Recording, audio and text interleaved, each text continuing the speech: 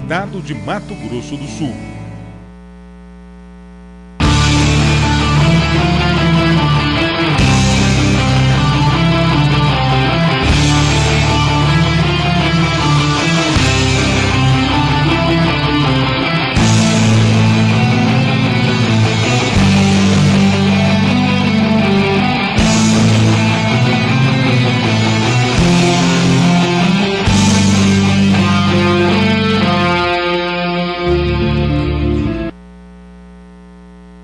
Precisamos de um minuto da sua atenção. Sabemos que não é a melhor época para falar sobre algo tão sério, mas esse assunto não pode esperar. O crack é uma droga perigosa que tem causado graves problemas, porque ele causa dependência muito mais rápido. Por isso, fale com seus familiares e amigos sobre o assunto. Nunca experimente o crack. Ele causa dependência em massa. 80% das armas apreendidas com criminosos no Brasil são de fabricação nacional. Sabe o que isso significa? Que a maior parte dessas armas são de origem legal e caem nas mãos de criminosos quando são roubadas, por exemplo. Infelizmente, o mercado legal acaba abastecendo o mercado ilegal. Esse tipo de dado acaba ajudando a gente a entender que uma arma dentro de casa pode não só prejudicar a nossa família, como aumentar a violência da nossa cidade, do nosso país. Tire uma arma do futuro do Brasil. Entregue sua arma. Devolva. Não use. Não tenha. Tire uma arma do futuro do Brasil. Acesse entreguesuaarma.gov.br e saiba onde entregar e como receber sua indenização.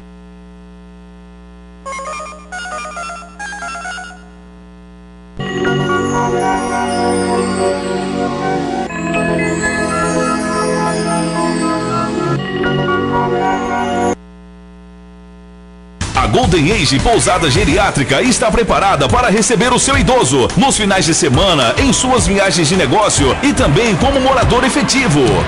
Ela é a primeira do estado a ter vigilância por câmeras monitoradas 24 horas, onde você pode acompanhar o nosso tratamento ao seu idoso. Consulte os preços para completar o nosso quadro de moradores.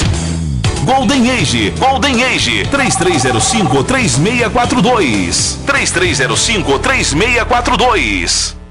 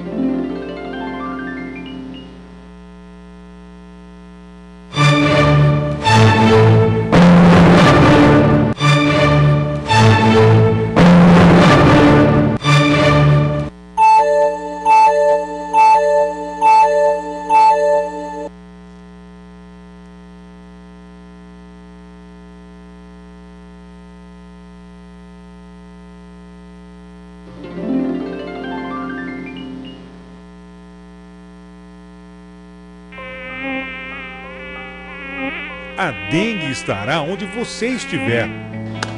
Por isso, o agente de saúde visita a sua casa com frequência. Ele está preparado para achar os focos das larvas do mosquito até nos lugares mais difíceis. Receba, acompanhe, aprenda. Dengue se combate com atitude.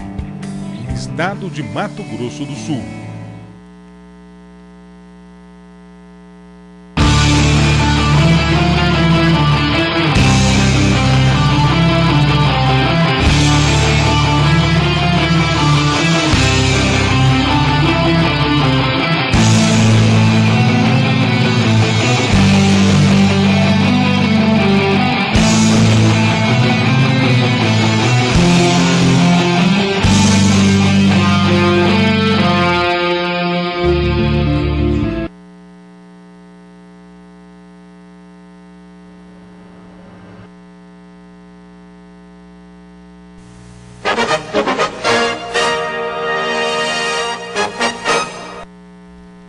Alô, gente amiga, começando mais um programinha Sérgio Cruz aqui pela viamorena.com. No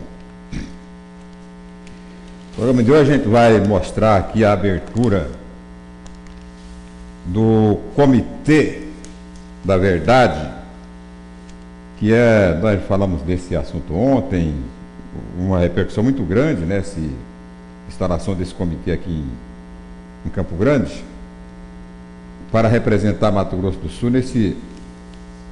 na fase de vigência das atribuições da Comissão da Verdade, instalada em Brasília pela presidente Dilma, e que já iniciou suas atividades. Então, daqui a pouco no programa nós temos duas entrevistas interessantes, né, com o pessoal que participa desse comitê, do qual eu tenho a satisfação, né, de ser um dos fundadores.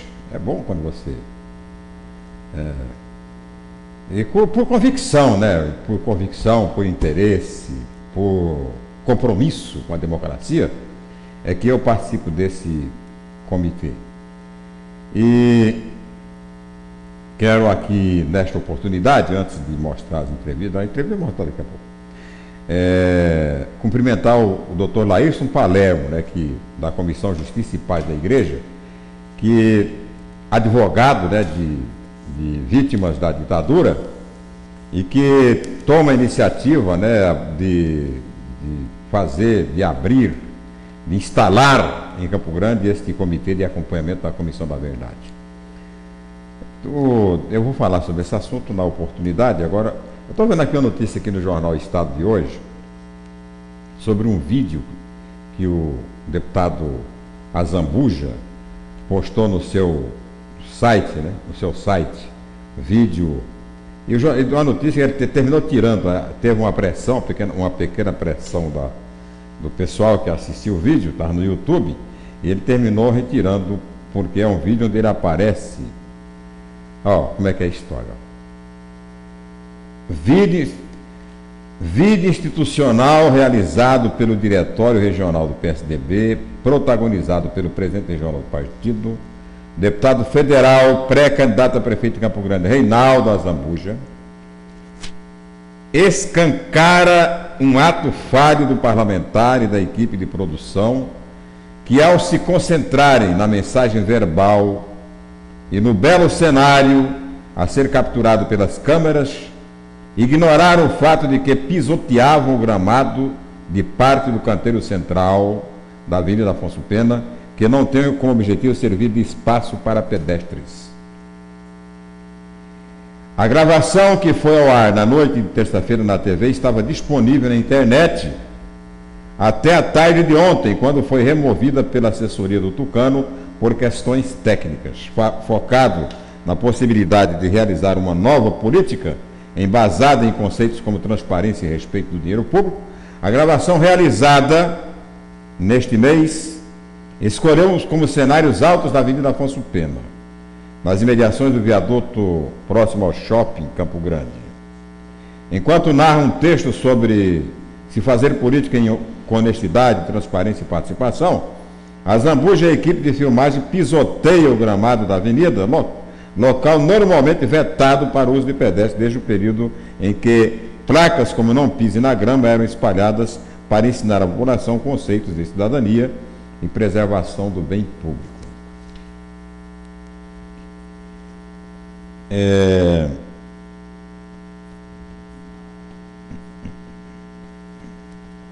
interessante isso aqui, ó, porque tudo bem, né, que tá o gramado bonito lá, tal, só pisar no gramado, tem as faixas para as pessoas passarem, né, exatamente para não... Agora, eu nunca vi dizer que fosse proibido pisar na grama, né? Eu acho que grama está ali, foi colocada para as pessoas pisarem normalmente na grama. Ué. Você cruzar a rua não precisa necessariamente passar pela passarela, né, destinada a pedestres. Onde você estiver, você pisar na grama. O que eu acho que não é normal é você pisar nas flores, né? pisar nos canteiros de árvores e tal, quebrar arbustos. Agora, pisar na grama. O que foi? Não está gostando da minha gravata? Está torta? Melhorou a minha gravata agora? Tá. Pisar na grama. Então, não sei, essa é uma discussão boa, né, para ser. A grama é para pisar na grama ou não pode pisar na grama? Grama não foi feita para pisar ou foi feita para pisar? Como é que vai fazer o jogador de futebol, por exemplo, se não pode pisar na grama? Como é que o jogador de futebol vai jogar se ele não pode pisar na grama? Então é complicado isso, quer dizer, me chega até ser esse reparo aqui, a atitude do deputado Reinaldo Azambuja, fica parecendo uma espécie de intolerância, né? Até meio sem explicação, porque se tem a grama é para pisar. Você não pode. Eu conheço uma música chamada Por Favor, Não Pise nas Flores. Agora, não pisar na grama, essa eu não sabia que não podia, né? Essa realmente eu. Aliás, eu piso na grama, porque a grama dá para pisar. Se não fosse para pisar na grama, não se colocaria grama nos estádios de futebol. Mas deixa o Reinaldo Azambuja explicar para o eleitor dele esse negócio de pisar na grama, não pisar na grama e tal. Hoje é o dia do Dagoberto, é dia D do Dagoberto. Deu tudo certo pro Dagoberto hoje. Então, vinha dando tudo errado, né? Agora parece que vai dar dando tudo certo pro Dagoberto. Ele conseguiu derrubar, arquivar todas as ações que havia contra o PDT na justiça, né? Tinha um processo lá proibindo que o diretório regional nomeasse uma comissão provisória para Campo Grande. Ele teve, né, o constrangimento de ver uma convenção regional do partido ser proibida, tudo por ação do seu desafeto dentro do partido, o advogado Douzan, que tem como principal consultor e assessor o Grunevaldi, doutor Grunevaldi, que é especialista em direito eleitoral. Foi durante mais de 20 anos secretário-geral do PDT, né? Saiu do PDT naquela expulsão que houve. Ele não saiu, saiu da direção do partido, mas continuou filiado. Mas ele deixou a direção do partido naquela diáspora, né, dos deputados estaduais, que quando saiu o Rico, saiu o Onevan de Matos, são 2 deputados que saíram do partido. Naquela época, o Braga não saiu, o Braga ficou no partido. Está no partido até hoje. Então, ele saiu daquele. Então ficou o que aconteceu? A justiça, o mesmo juiz que havia concedido a liminar, derrubou, né, mandou arquivar o processo, as ações,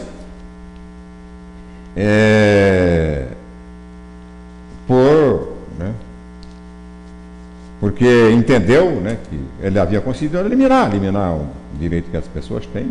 O juiz concedeu, derrubou as liminares, mandou arquivar, né, no julgamento do mérito. Então,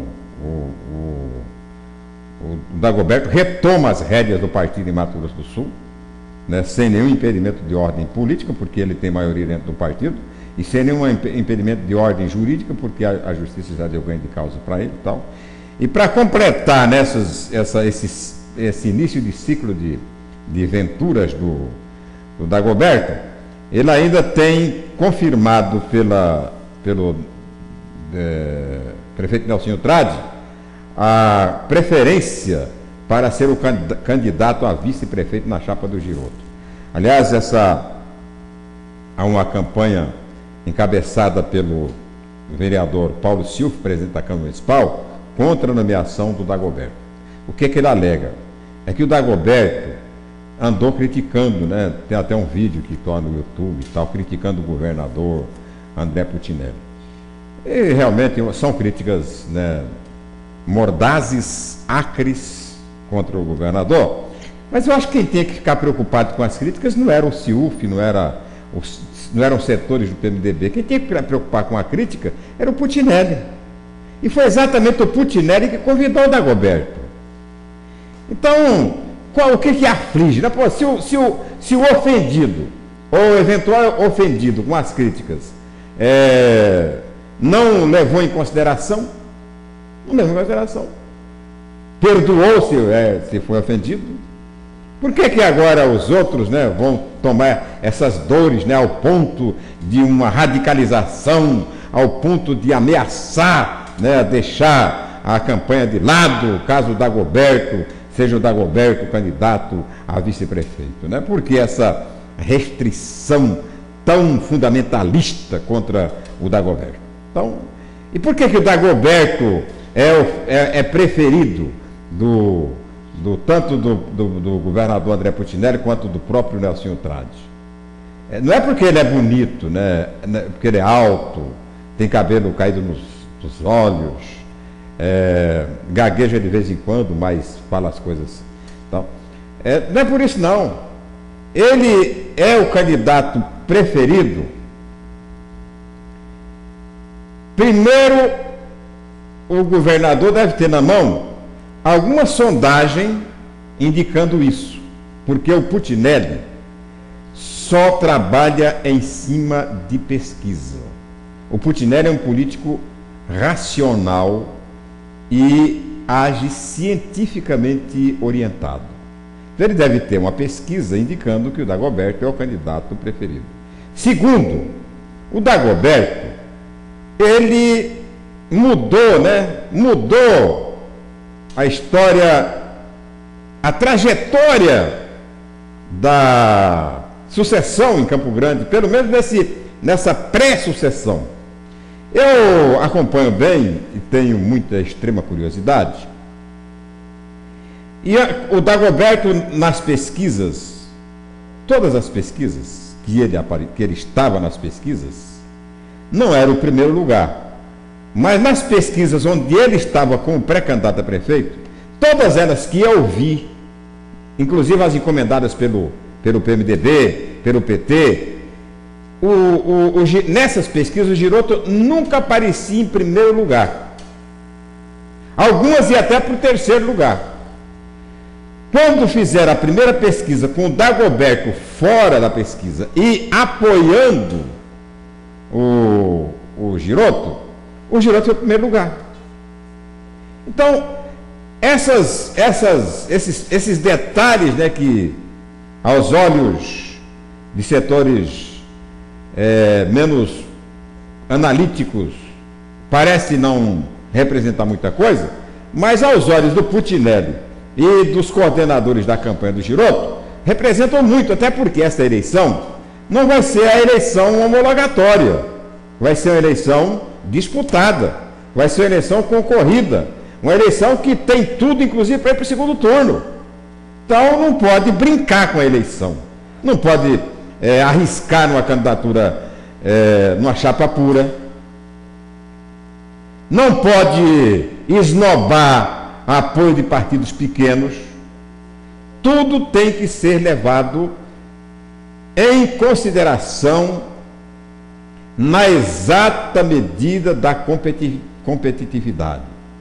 Se o governo está entrando na campanha, eu acredito que sim, para ganhar a eleição, não pode se deixar levar pela paixão de determinados grupos ou de determinadas pessoas, por mais expressiva que seja a sua liderança.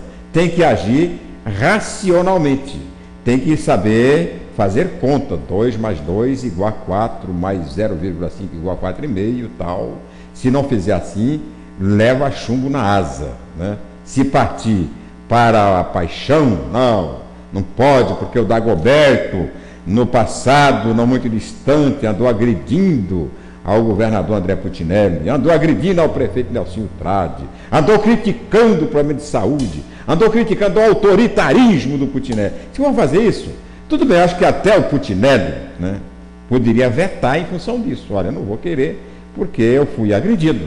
Eu não vou querer porque a atitude do deputado foi totalmente incompatível, né? Então eu não vou admitir isso, então está fora. Mas o próprio governador, que foi atingido pelas críticas do Dagoberto, não falou nada, pô.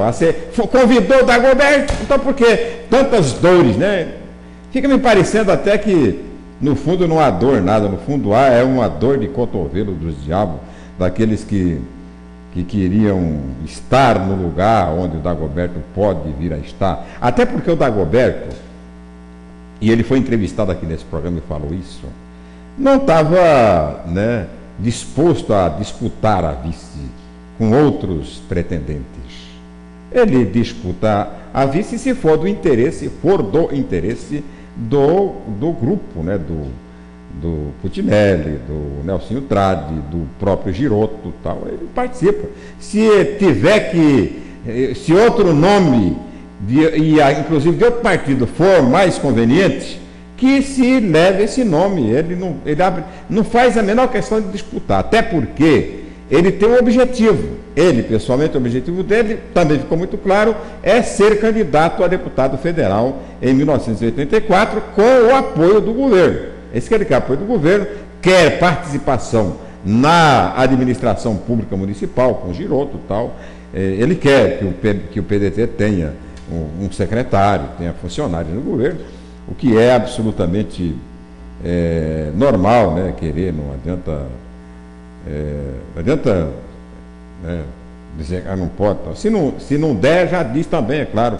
Nisso aí, o Putinelli, o Nelsinho, tem sido muito positivo, né? Não dá, não deu, eles explicam, não vai dar, nós podemos ceder até determinado ponto, a partir desse ponto já não podemos mais ceder, como o André tem feito como candidato ao governo, como candidato a prefeito e até como candidato a governador. Não chegou a assumir compromisso, por exemplo, no primeiro escalão, por exemplo, dos dois governos dele, tanto do governo do estado como do governo do municipal. Ele disse que não dava secretaria para nenhum partido. Secretaria era tudo de livre escolha dele, ele escolheria, e ele fez isso, né?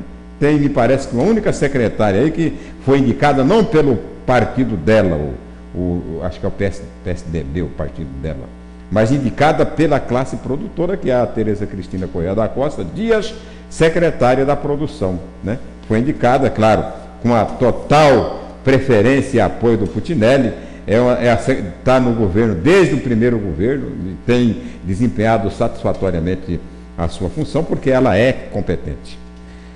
Vamos às agendas de hoje. Compromissos do Nelsinho Trade. O Nelsinho Trade tem bastante coisa para fazer aqui. O que ele já fez. 8 horas, abertura da Olimpíada da Guarda Municipal. Às 9 horas, inauguração da pavimentação asfáltica e drenagem de águas pluviais do corredor de transporte coletivo do Cerejeira, Jardim Cerejeiras. Às 9h30, inauguração da pavimentação asfáltica e drenagem de águas pluviais do corredor de transporte coletivo da Cerejeira 1. E às 2 horas da tarde, 41ª premiação do concurso internacional de cartas, premiação referente à 3ª colocação obtida pela aluna Yasmin Torres, da Escola Municipal, professora Danda Nunes. O governador André Putinelli passa praticamente o dia inteiro na região de Paranaíba, aquela região ali do leste de Mato Grosso do Sul. Como é que vai ser lá? O município de Paranaíba. À 1 hora da tarde, programação, agenda para inauguração e pavimentação asfáltica da MS 431. E às 14h30, promoção de premiação de 861 alunos da rede estadual de ensino nos municípios de Paranaíba, Aparecida do Taboado, Cacilândia, Chapadão do Sul, Costa Rica e Inocência. O asfalto são 14.200 metros, ou seja, 14 quilômetros, da rodovia entre o entroncamento da BR-158, Paranaíba, até o distrito de São João do Aporé, antiga Lagoa Santa, da divisa com o estado de Goiás. A solenidade capital. É isso aí, o governador no interior e o prefeito Nelsinho Trades na capital, com agendas, né, corridas praticamente o dia inteiro hoje, eles correndo aí para atender os compromissos de agenda. Fazer um pequeno intervalo e depois antes do pequeno intervalo vamos ao tempo fornecido por climatempo.com.br. Temperatura para a região centro-oeste região centro-oeste do Brasil.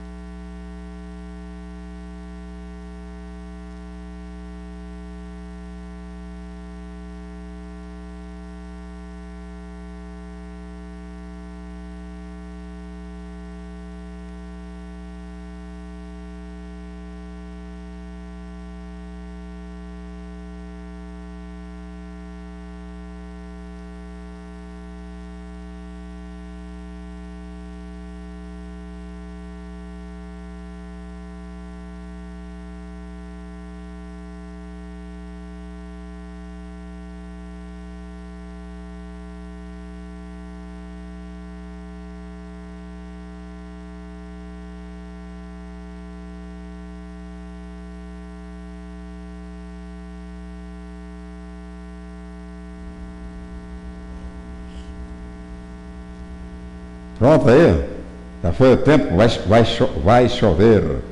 Vamos fazer um pequeno intervalo e na segunda meia hora do programa de hoje nós vamos falar sobre o Comitê da Verdade instalado esta manhã em Campo Grande. Daqui 3 minutos.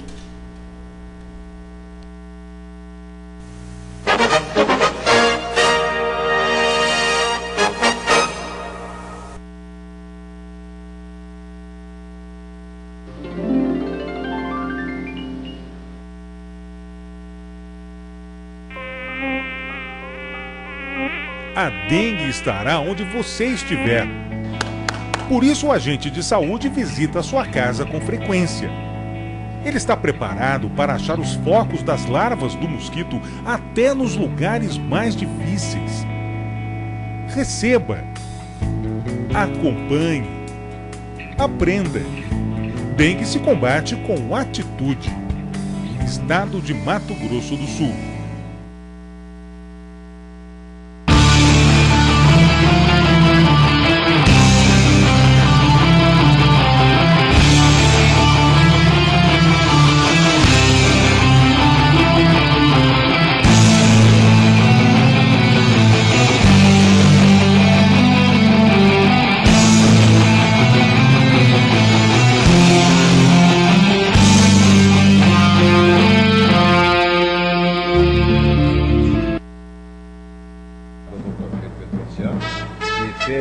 Experiência, coragem, conteúdo e credibilidade.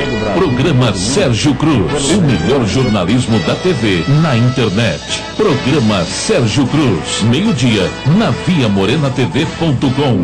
E tá falado.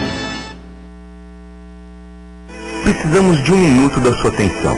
Sabemos que não é a melhor época para falar sobre algo tão sério, mas esse assunto não pode esperar. O crack é uma droga perigosa que tem causado graves problemas, porque ele causa dependência muito mais rápido. Por isso, fale com seus familiares e amigos sobre o assunto. Nunca experimente o crack. Ele causa dependência e mata. 80% das armas apreendidas com criminosos no Brasil são de fabricação nacional. Sabe o que isso significa? Que a maior parte dessas armas são de origem legal e caem nas mãos de criminosos que não são roubadas, por exemplo. Infelizmente, o mercado legal acaba abastecendo o mercado ilegal. Esse tipo de dado acaba ajudando a gente a entender que uma arma dentro de casa pode não só prejudicar a nossa família, como aumentar a violência da nossa cidade, do nosso país. Tire uma arma do futuro do Brasil. Entregue sua arma. Devolva. Não use. Não tenha. Tire uma arma do futuro do Brasil. Acesse entreguesuaarma.gov.br e saiba onde entregar e como receber sua indenização.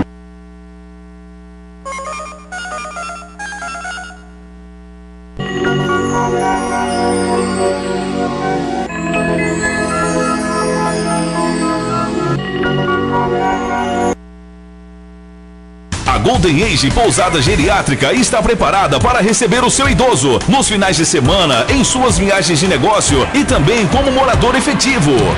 Ela é a primeira do estado a ter vigilância por câmeras monitoradas 24 horas, onde você pode acompanhar o nosso tratamento ao seu idoso. Consulte os preços para completar o nosso quadro de moradores. Golden Age, 3305-3642, 3305-3642.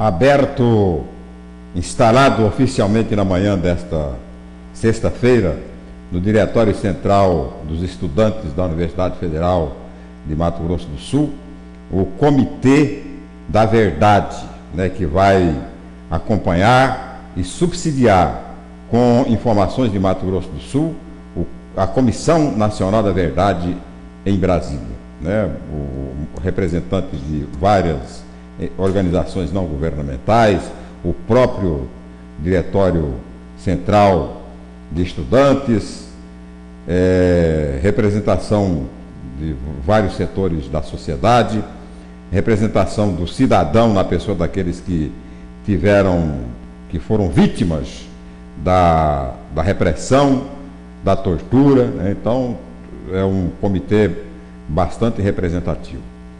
O que eu notei no comitê, um certo inconformismo, né, das pessoas com as limitações da comissão. Mas a comissão é limitada, e quando ela foi...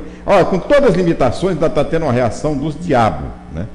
Tem muita reação, clubes militares criando comissões paralelas, realmente uma... Então, já imagine se ela fosse uma comissão sem limite, né? Fosse uma comissão com força, inclusive, de polícia, força de polícia, de ação judicial e tal. Então, é uma consultoria, né? Uma consultoria. É claro, a proposta da comissão é, em 2 anos, fazer um levantamento histórico do movimento armado da ditadura militar de 64. E o Fausto fala bem na entrevista dele, daqui a pouco você vai ver, da questão dos desdobramentos. É claro que pode haver. Muita coisa que você não conhecia, que estava aí escondida atrás da própria anistia, porque a anistia serviu muito para isso, né? Serviu para livrar os torturadores da cadeia, mas serviu também para esconder muita verdade, né? Muita coisa que poderia já ter sido esclarecida pela população, foi sumindo, desaparecendo, como os dois fatos, né, que estão surgindo agora e que as pessoas já tinham esquecido. Aquele do navio, o navio Prisão de 64 lá em Corumbá, e o caso do patrimônio São Carlos, levantado agora, né, que foi uma dos primeiros encaminhamentos da própria Comissão da Verdade, antes da instalação dela, levantada aí na Assembleia Legislativa pelo deputado Laerte Petira, tem até um livro, né, fora sobre o patrimônio de São Carlos. Então são essas coisas que vão aparecer naturalmente durante a... Agora, eu já dei seguidamente a minha opinião sobre a comissão da... E nem quis fazer um discurso lá para colocar essa posição, que é uma posição já muito conhecida. Eu acho que esta comissão, com todas as limitações, ela deve se pautar dentro daquilo que ela se propõe a fazer, sem abrir espaço para uma discussão ideológica da própria ação da comissão. A unidade... Faço isso porque a partir do momento que a direita, né, mais radical, mais exigente, passar a fazer cobranças, né? Temos que levantar. Eu ouvi hoje alguém falando isso na reunião. Temos que julgar, tem que botar os torturadores na cadeia e tal. A partir disso aí, você vai abrir espaço para que os setores mais à direita, mais fascistas e reacionários, começar a fazer também aquela exigência da neutralidade. Vamos fazer a exigência da neutralidade. O que é a neutralidade? Neutralidade é você passar a condenar torturadores e a condenar também terroristas.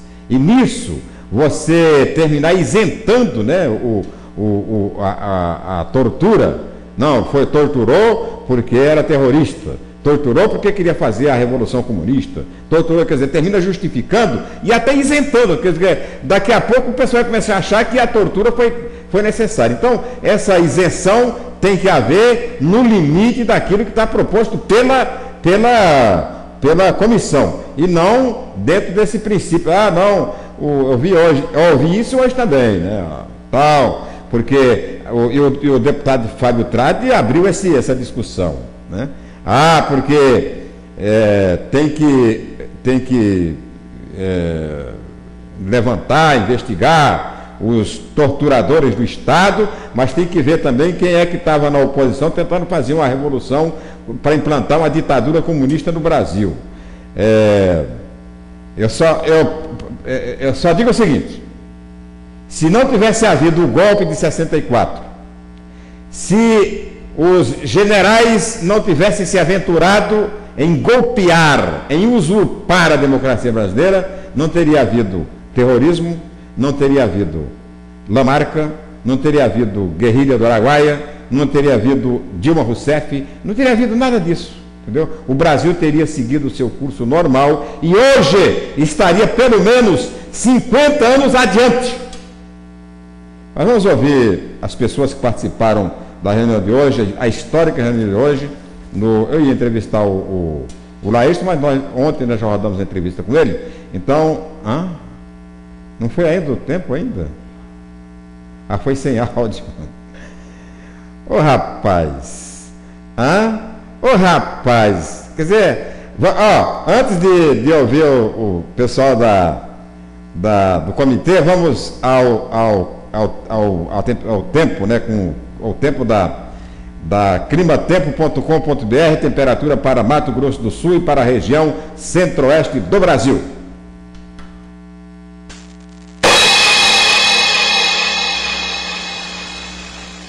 A umidade está mais elevada para os padrões de maio na região centro-oeste, o que mantém altas as condições de chuva por quase toda a região, mas por enquanto em Brasília, no Distrito Federal e em todo o centro-norte de Goiás, o ar continua mais seco, o que impede a ocorrência de chuva. Nesta sexta-feira, por quase todo o centro-oeste, pancadas de chuva, principalmente durante a tarde e a noite, no Pantanal de Mato Grosso, no sul de Goiás, e nas áreas a norte de Mato Grosso do Sul, essas pancadas de chuva podem ser de moderada a forte intensidade. Em Campo Grande, nas áreas centrais de Mato Grosso do Sul, a chuva acontece principalmente pela manhã, porque no decorrer do dia o tempo vai abrindo e não chove mais. O ar mais seco que avança do sul do país abre o tempo no sul de Mato Grosso do Sul e nas áreas próximas da fronteira com o Paraguai, em todo o oeste do estado, não há expectativa de chuva. A temperatura mínima prevista é de 15 graus em Brasília e de 18 em Goiânia, máxima de 26 graus em Campo Grande e de 28 em Cuiabá. Muito bem, vamos agora ao tempo político do dia. São duas entrevistas interessantes. Uma entrevista com um ex-militante do Partido Comunista Brasileiro, que o Partido Comunista Brasileiro, que foi, né, a espinha dorsal de todos os movimentos de esquerda surgidos no período de 64 até 85. Não foi do movimento do PCB que surgiu o PCdoB, que surgiu o PCBR e outros partidos aí que terminaram se transformando em partidos de luta armada contra o regime ditatorial do Brasil. E o PCdoB era o lado moderado da chamada esquerda, era o partido de esquerda não revolucionário, o PCB. Vamos ouvir primeiro o Fausto Mato Grosso, tá, o Jonathan? Isso, toca o Fausto Mato Grosso. Posso falar um pouco sobre uma opinião sua, pessoal, como militante político, desta Comissão da Verdade em nível nacional? Eu acho que foi uma iniciativa importante, porque vai recuperar o direito do brasileiro sobre a história do Brasil. Eu acho que é importante porque quem não sabe da história tem muita dificuldade de se posicionar onde está e muito mais ainda para onde devemos ir. Quer dizer, são certas descobertas que a sociedade brasileira vai fazer, de que processos espúrios que aconteceram naquele momento de degradação de direitos, de perseguição, ainda continuam, talvez mitigados, mas a questão da tortura hoje nas delegacias, eu considero, vamos dizer, que tortura nunca mais era a palavra de ordem que a gente tinha lá nos anos da luta pela anistia. Então eu acho que a verdade ensina. Então essa é a grande virtude da Comissão da Verdade, da instalação da Comissão da Verdade em nível nacional. Pois é, há uma discussão sobre a composição dessa comissão. Quer dizer, a comissão para levantar dados históricos, me parece que na comissão não tem nem historiador, mais advogado do que historiador. Qual é a sua posição sobre a questão da neutralidade das investigações? Olha, não existe neutralidade em nada, mesmo quando todas as pessoas estão dispostas à neutralidade. Porque cada pessoa olha uma situação a partir da perspectiva onde se coloca. Então vai ser um espaço de divergência, e é claro que um número muito pequeno de membros da comissão não vai dar conta de olhar a partir de todos os aspectos e com toda a amplitude territorial que teria que ser analisada. A questão da perseguição política, da tortura, dos desaparecidos. Então é importante o que está acontecendo hoje aqui em Campo Grande, de ajudar, a partir da mobilização da sociedade civil, a criar um movimento igual nós tínhamos na época do movimento da anistia, que vive uma questão nacional. Quer dizer, que todos os rincões do Brasil, a sociedade se mobilize para subsidiar. E essa Comissão da Verdade começou com um propósito. Inevitavelmente vão surgir momentos de conflitos a respeito do seu rumo. A democracia vai apontar vamos dizer, o futuro. A gente sabe como começa, a gente não sabe como termina.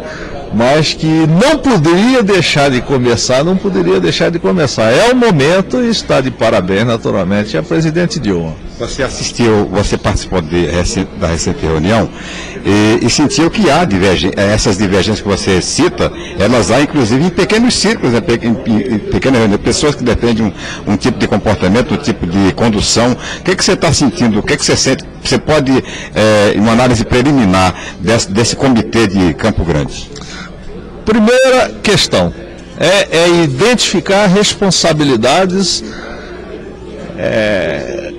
dos agentes do Estado, porque eles representam a sociedade, dos agentes do Estado na repressão, no desaparecimento.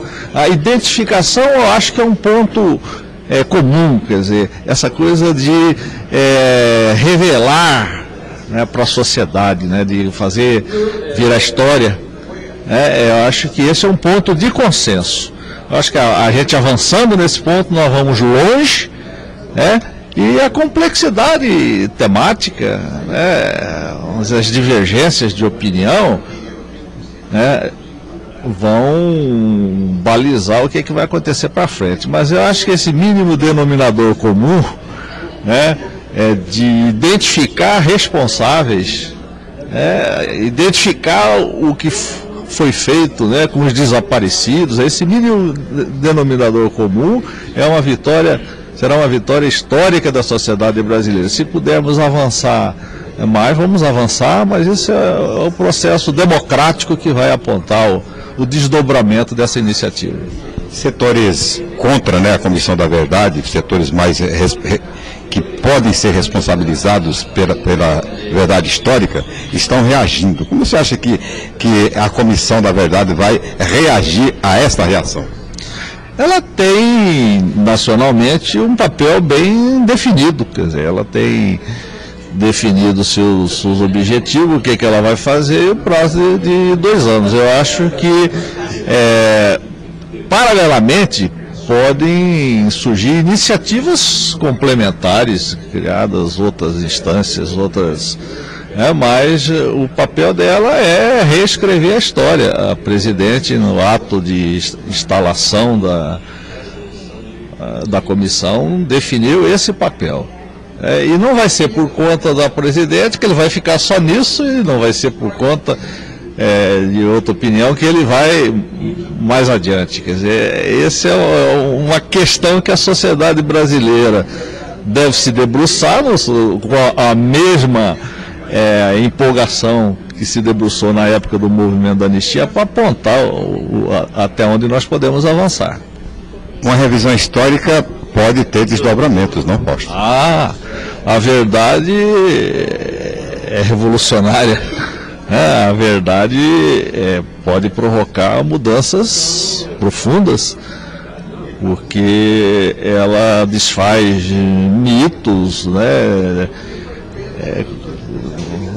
Ela ensina, né? E ela desdobra na busca de outras verdades, né?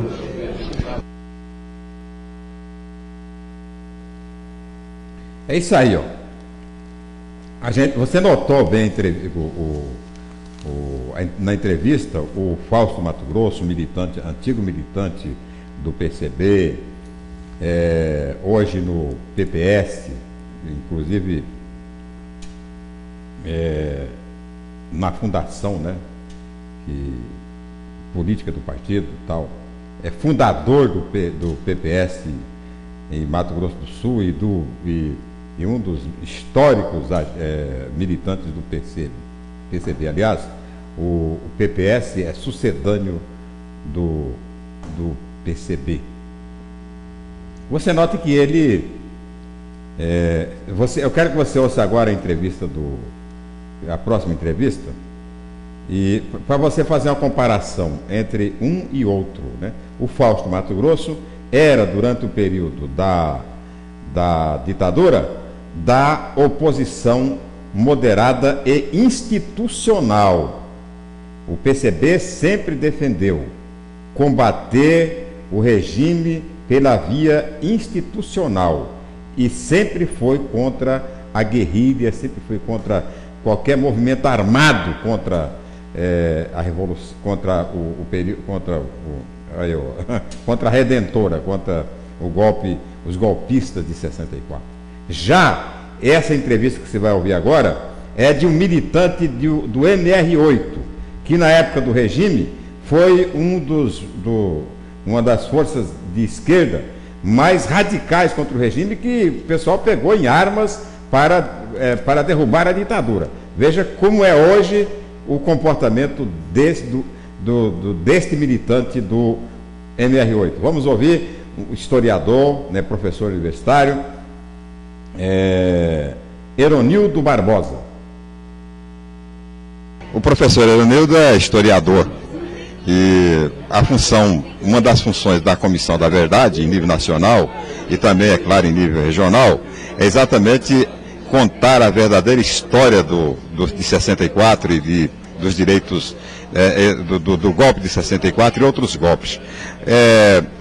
Me parece, professor, que na Comissão de Brasília não tem historiador, tem? Se eu tenho...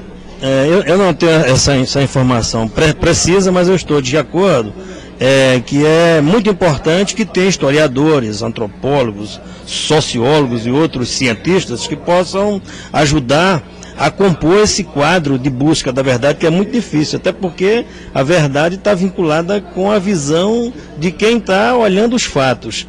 E o tempo já passou, o que tem e o que existe são migalhas da história. Então, para se compor esse quadro de se aproximar da verdade, é preciso que tenha profissionais de diversas áreas. Eu acho que o que você está falando é algo que precisa ser tomada as devidas providências para terem profissionais que possam ajudar a compor esse quadro com mais precisão.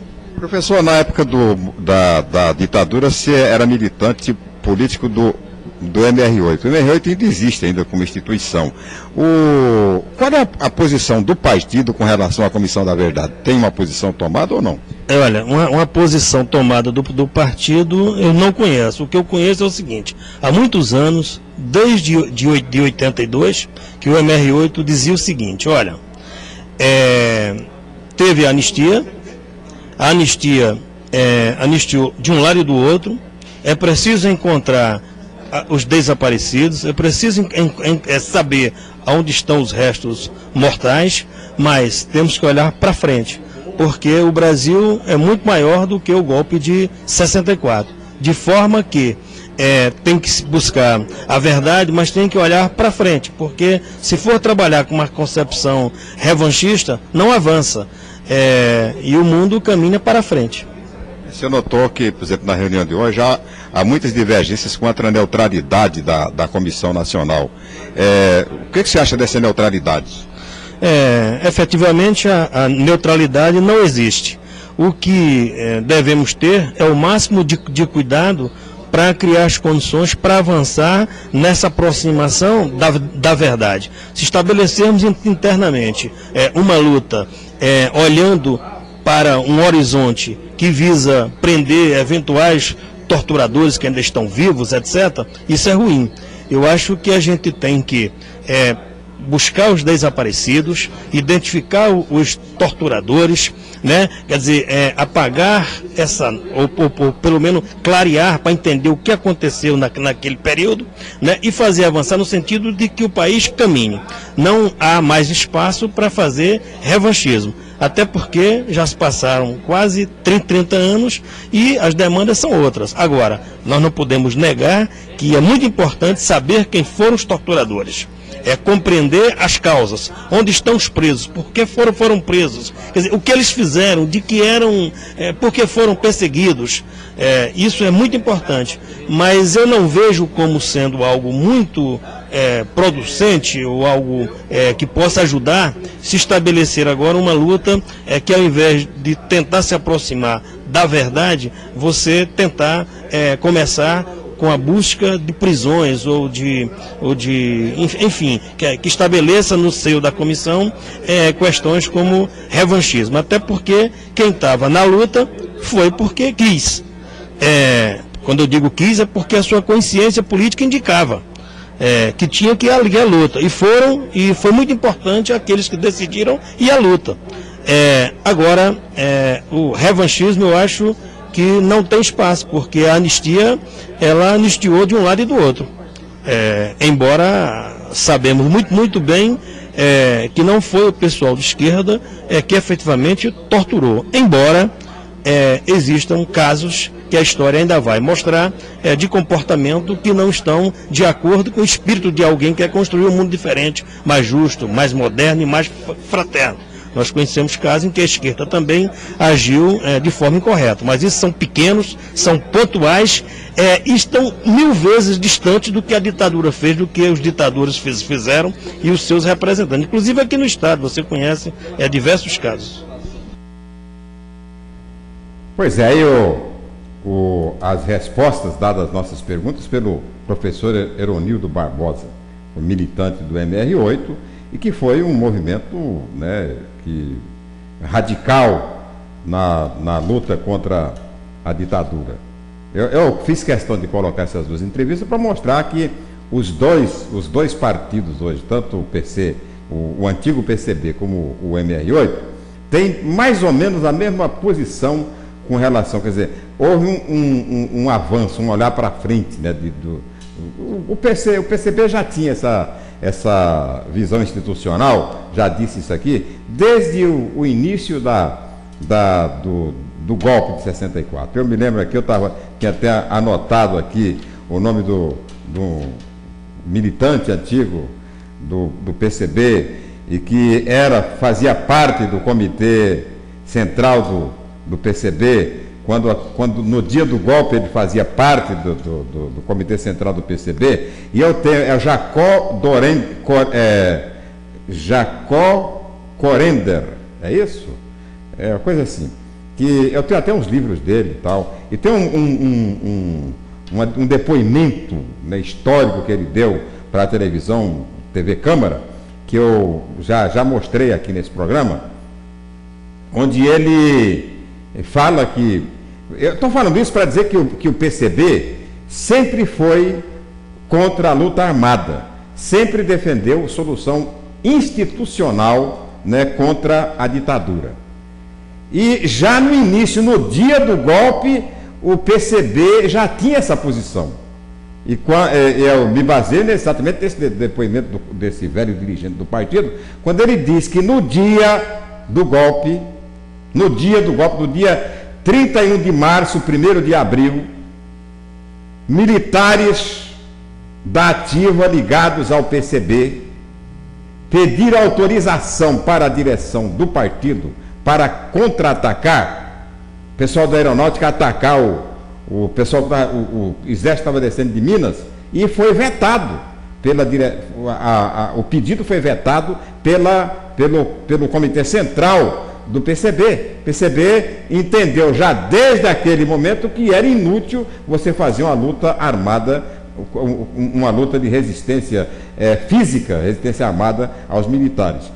E até certo ponto, né, se você passar a fazer hoje uma revisão histórica, né, você vai sentir que o PCB tinha razão, porque os militares terminaram não caindo com o recurso, com a reação armada. Aliás, a reação armada, a vida na época, terminou fortalecendo o regime e fazendo o regime durar muito mais, porque o regime aproveitou a luta armada como pretexto para continuar no poder, como pretexto, inclusive, para endurecer o regime através do AI-5 e outros atos institucionais que eternizaram aí os generais no poder, e nesses 21 anos, 21 anos de ditadura corresponde a 210 anos de democracia. Uma verdadeira barbaridade. Mas está aí, eu acho que agora todos os partidos, inclusive aqueles que fomentaram a luta armada, que participaram da luta armada, tem esse sentimento, o sentimento de que tem que olhar para frente, tem que avançar, entendeu? Avançar na democracia, na consolidação desse processo, né, de restabelecimento da conciliação nacional, a nação vivendo, né, todos irmãos aí e tal, cada qual com seu partido, cada qual com suas preferências, mas todos eles com um único objetivo, né, que é exatamente a democracia. Até eu disse hoje no meu comentário lá na FM Capital, no programa Tribuna Livre, que eu quero que coloquem no meu epitáfio quando eu morrer, e não vai demorar muito, eu já estou aí, espero que daqui uns 30 anos, coloque no meu epitáfio o seguinte: aqui jaz um democrata, né? Resume toda a minha luta, resume toda a minha vida, porque eu sempre, né, defendi isso. É uma coisa muito pessoal minha, né, que não existe melhor regime que o regime democrático. A democracia, essa democracia que está aí, não tem que inventar a democracia, não. É a democracia representativa, essa que é a melhor que existe. Não adianta a tal democracia participativa, democracia não sei do quê, porque esta que nós vivemos, com todos os seus defeitos, com todas as suas mazelas, é a que menos deixa querelas. Bem, bom fim de semana para todo mundo. Vamos encerrando aqui mais um programinha Sérgio Cruz. Fé em Deus, pau na mula e tchau, pica-pau. Tchau.